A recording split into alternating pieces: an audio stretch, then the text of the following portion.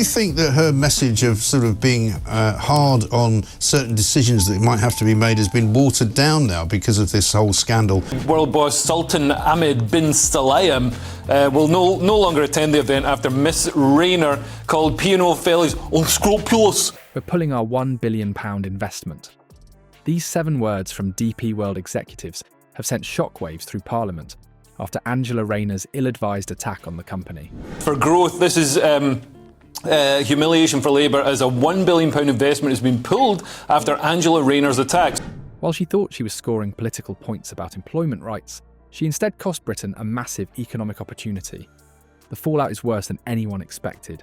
Cabinet ministers frantically distancing themselves, Starmer's deafening silence, and ordinary workers left wondering if their potential jobs just vanished because of political incompetence. Talking down our economy by Rachel Reeves has resulted in really bad levels of consumer confidence and business investment confidence.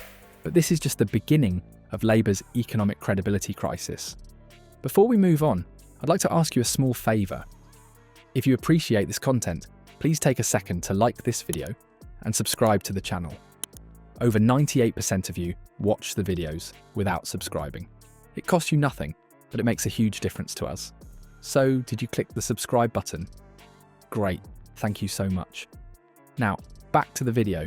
In what can only be described as a catastrophic political blunder, Angela Rayner's attempt to position herself as a champion of workers' rights has transformed into one of the most humiliating moments for Labour since taking office. The Deputy Prime Minister thought she was delivering a knockout blow when she publicly lambasted DP World over their employment practices. World boss Sultan Ahmed bin Sulayem will no longer attend the event after Miss Rayner called P&O fellas unscrupulous. But instead walked straight into a devastating economic counterattack that has left her reputation in tatters. Rayner's criticism of DP World, the owners of P&O ferries, was clearly calculated to appeal to Labour's base. She positioned herself as the defender of British workers, condemning what she characterised as exploitative practices and suggesting the company wasn't meeting proper employment standards. It was textbook Labour politics.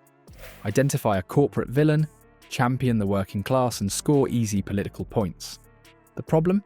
She catastrophically misjudged her target. The company's response was swift and devastating. Sultan Ahmed bin Sulayem, DP World's chief executive, immediately withdrew a planned £1 billion investment in the London Gateway container port, an investment that had been positioned to be a major economic win for the new Labour government. Sorts of things going on. I mean, she's going to find it a lot tougher now to convince the British public that we need to accept hard times. In an extraordinary additional snub, the executive cancelled his appearance at a scheduled event following Rayner's comments, making the rebuke impossible to ignore or downplay. What makes this situation so particularly damaging is the glaring disconnect between Rayner's rhetoric and the consequences of her actions. Here stands the Deputy Prime Minister, supposedly the champion of working people, whose ill-considered attack has potentially cost the UK thousands of jobs, millions in tax revenue, and a significant infrastructure boost.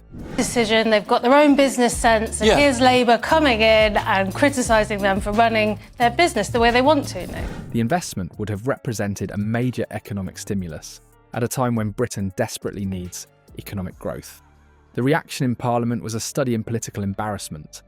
Labour MPs sat in stunned silence, exchanging uncomfortable glances as the news broke. The opposition benches could barely contain their delight at this self-inflicted wound. For a party that has struggled to shed its reputation for economic mismanagement, this incident couldn't have come at a worse time. It confirmed every criticism their opponents have levelled against them, that Labour fundamentally misunderstands how business works and the conditions necessary for economic prosperity. P&O Ferries owner DP World pulled a planned announcement of £1 billion investment in his London Gateway container port. What makes this situation even more remarkable is the response, or rather the lack thereof, from Prime Minister Keir Starmer. As Rayner took fire from all sides, Starmer maintained what observers have described as a deafening silence. He offered no public defence of his deputy, no clarification of the government's position, no attempt to repair the damaged relationship with a major international investor. This absence left Rayner politically exposed and raised serious questions about the unity and leadership within the Labour government. The economic consequences cannot be overstated. The £1 billion investment wasn't just a number. It represented jobs, infrastructure development, supply chain opportunities for British businesses, and substantial tax revenue that could have funded public services. In a single moment, Rayner's comments jeopardised all of this, transforming what should have been a headline win for Starmer into a humiliating demonstration of Labour's economic incompetence. Do you think that her message of sort of being hard on certain decisions that might have to be made has been watered down now because of this whole scandal? The optics are particularly damaging given Rayner's portfolio and positioning. As a politician who has built her brand around fighting for workers' rights, the irony of potentially causing significant job losses through her actions is impossible to ignore. Critics have been quick to point out that real advocacy for workers must include understanding how to create and maintain employment opportunities, not chase them away with ill-considered rhetoric. This incident goes beyond a momentary embarrassment. It has become a focal point for mounting criticism of Labour's approach to business and investment. The narrative taking shape is devastating. That Labour's leadership doesn't understand basic economic principles, that their rhetoric is disconnected from reality, and that their policies will ultimately harm the very people they claim to champion. For a government still in its early days, having such a narrative cement itself in the public consciousness could prove catastrophically damaging. For businesses watching from the sidelines, the message received is concerning.